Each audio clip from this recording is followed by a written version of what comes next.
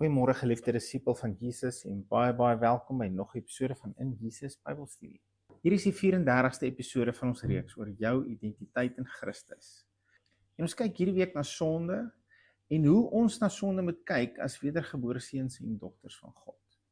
En ek weet daar's nou baie mense wat sê uiteindelik, dis hoog tyd dat jy praat oor wat sonde is en dat mense moet ophou met hul losbandige lewens. Sorry, maar ek gaan jou teleurstel. Ek gaan jou nie vertel wat sonde is nie. Elke mens weet wat is reg en wat is verkeerd. Ek gaan jou net aanhoudend na Jesus en sy woord wys. Dis net hy wat jou kan vrymaak. Ek wil jou nie wys wat is verkeerd met jou nie. Ek wil jou eerder wys wat is reg met jou in Jesus. En ek wil onmiddellik ook hiermee saam sê, ek het nie die evangelie uitgedink nie. Dit was nie my meesterplan nie, dit was God se. En ek mag nie kies hoe ek die evangelie wil oordra, omdat ek bang is hoe mense daarop gaan reageer nie. Jesus het die evangelie in sy absolute volheid gepreek en geleef. En tog was Judas Iskariot steeds 'n dief en 'n verraaier. Terwyl Petrus sy eerste preek gelei het tot 3000 mense se bekering. Beide het 'n keuse gehad hoe hulle op dieselfde boodskap wou reageer. Maar Judas se moontlike optrede het nie veroorsaak dat Jesus sy boodskap verander het nie. Maar kom ons bid net eers saam. Here Jesus, weer eens baie dankie dat ons vanoggend na u woord kan kyk en dat u woord die absolute waarheid en die absolute autoriteit in ons lewe is. My gebed vanoggend, Here, is dat u my sal help om u waarheid reg oor te dra en dat die waarheid in die lewe in u woord mense se lewens sal verander. In Jesus naam. Amen. Ons het gister begin kyk na Romeine 6. Paulus het in die vorige hoofstukke van Romeine verduidelik hoe dat ons geregverdig is uit geloof. Dis 'n geskenk van God deur dit wat Jesus gedoen het. En dat ons nou onder genade is en nie meer onder die wet nie. Dan kom die eeuoue vraag wat elke keer opkom wanneer die evangelie in sy volheid en waarheid gepreek word. So kan ek nou leef in Sondag soos ek wil. En Paulus sê in vers 2, absoluut nie. En in vers 3 begin hy met, of weet julle nie? Dis my asof hy wil sê, weet julle nie?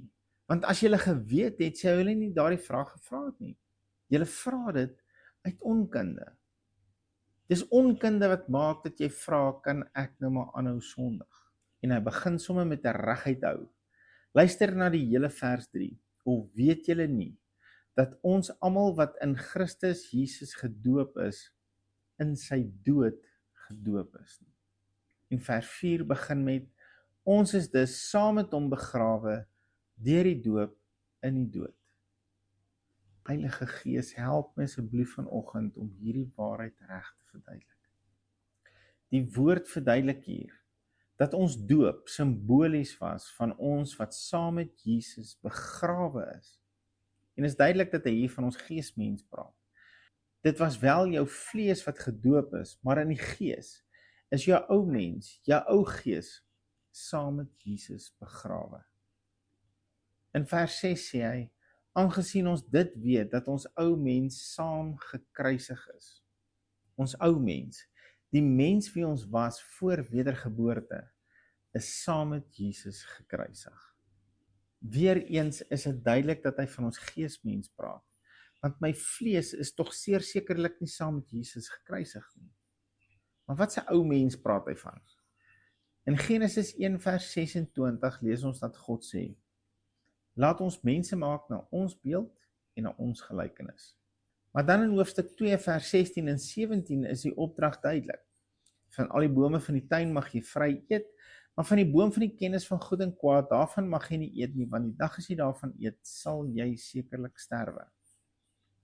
Nou weet ons dat toe hulle van die boom van die kennis van goed en kwaad geëet het, hulle liggame nie dood neergeslaan het nie, maar dat hulle gees gesterf het, oftewel verwyderd van God was. En van daar af het Adam nie meer mense het voortgebring wat na God se beeld en God se gelykenis was nie, maar na sy eie beeld en sy eie gelykenis. En dit sien ons duidelik in Genesis 5 vers 3. Daar staan, toe Adam 130 jaar oud was, het hy 'n seun verwek na sy gelykenis, na sy ewe beeld en hom Set genoem. Wat was Adam se gelykenis? Wat was sy ewebeeld? 'n sondige mens. En na hom is elke mens so gebore, met 'n sondige natuur, 'n gees verwyderd van God. Dawid skryf hiervan in Psalm 51 vers 7. Kyk, in ongeregtigheid is ek gebore, en in sonde het my moeder my ontvang. Ons is in ongeregtigheid gebore, omdat ons gees soos die van Adam was, verwyderd van God. Nog voordat jy gesondig het, sê Dawid, is jy in sonde ontvang. Maar dit was ons ou mens. En die woord sê daardie mense saam met Christus gekruisig en saam met Christus begrawe. God het jou ou mens, jou ou gees, doodgemaak. En tot hiertoe sal baie mense dalk met my saamstem, tot ek vir jou sê, as gevolg hiervan, is jy nie meer 'n sondaar nie, en het jy nie meer 'n sondige natuur nie, en almal se godsdienstige nekhare wil regup spring.